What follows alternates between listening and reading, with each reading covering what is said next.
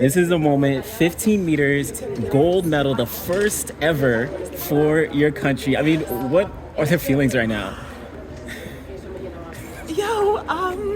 It's like loading. I feel like at some point this is gonna hit, and I think right now I'm just like really, really proud. I'm proud to have done what I did. I'm proud of Aaron and I. Aaron is my coach and husband. Our work, and I'm so proud to be from this small, beautiful country, powerful country in the Caribbean. I'm so sorry, and I am so grateful. I really hope that today was just an inspiration. Today was just a day that just brought joy to my people.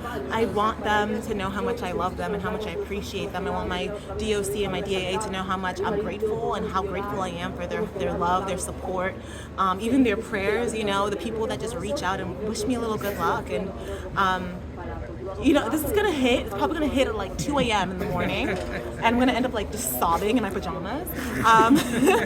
But until then, all I can say is how thankful I am for one, the opportunity to represent Dominica, and two, just the joy that I'm feeling right now, and I just feel just so lucky right now.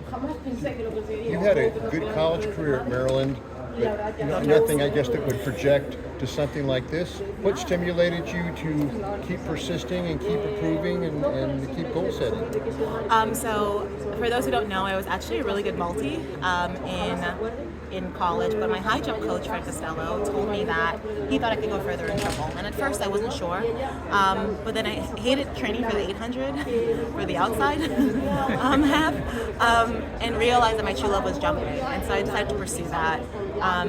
And after my first Olympics, which was 2016, I wasn't too happy with the outcome. I got injured. I didn't feel like I was in great shape. And I told myself that I can do better for myself and also to become a better representation of Dominica. And I think that's what really fuels me, is that I want to get better. I want to be on a podium as much as I can be to put us on the map. And so, one podium down.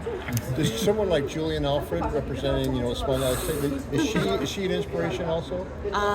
So Julian is from St. Lucia, which is a neighboring country to Dominica.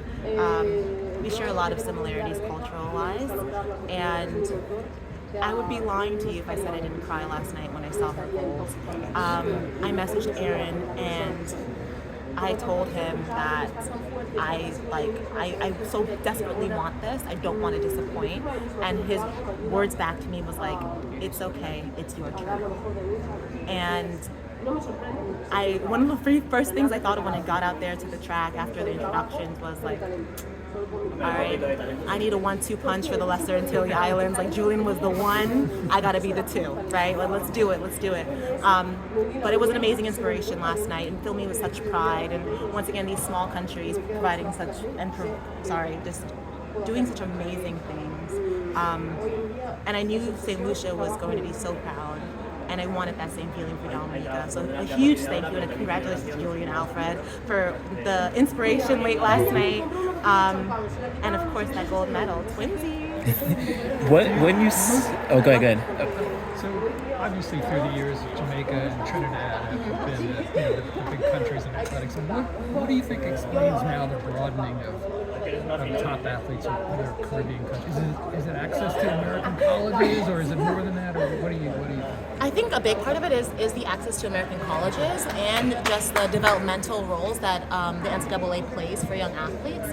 There are very few systems outside, especially in America, outside D1 schools that actually provide you with a high level of coaching, high level of treatment, high level of recovery, accessibility. So when you have everything you really need, all within a few square miles of each other, it's a really good way for athletes to be able to focus and to really hone in on their skills. And you're seeing a lot more of these Caribbean athletes feed into the NCAA system, at least for a few years, and get really good. And I think that that's a very, well, to me, a very good, winning, kind of system. And I think that the more we develop those kind of systems across the Caribbean, the more opportunities our Caribbean athletes do have. Because not everybody has the ability to go overseas, maybe go to school, but creating hubs like that, I think, is really important. And I think that's why so many of our athletes from even the smaller islands are flourishing so much. You're an interesting model in that you were a multi-event and of course there's no triple jump in the multis, but you wonder if all of those things that make you good at the multi coalesce into the triple jump. You've made them so. You know, I think that it all kind of played into like that body awareness. Before I was even doing track and field, I was a dancer. So when you're spending, 4 or 5 hours in front of a mirror with an instructor telling you very specifically how to fix something very technical, you learn how to take criticism, you learn how to make these small refined changes. And I think those definitely tumbled into track and field, and it definitely tumbled into triple jump. I mean, I was introduced to triple by my track coach telling me, he was like, "Oh, you're a ballerina, right?" And I was like, "Yeah, I used to be." He was like, "It's 3 leaps," and I was like, "That doesn't look quite like 3 leaps."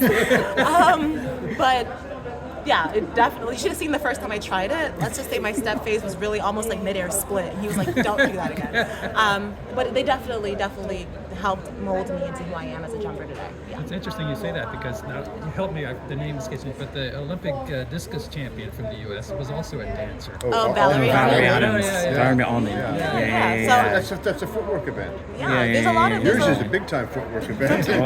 Well, there's a lot of dance gymnastics, correlations, ex-gymnasts, ex-dancers that became really good athletes. So I'm happy to be one of them. Between the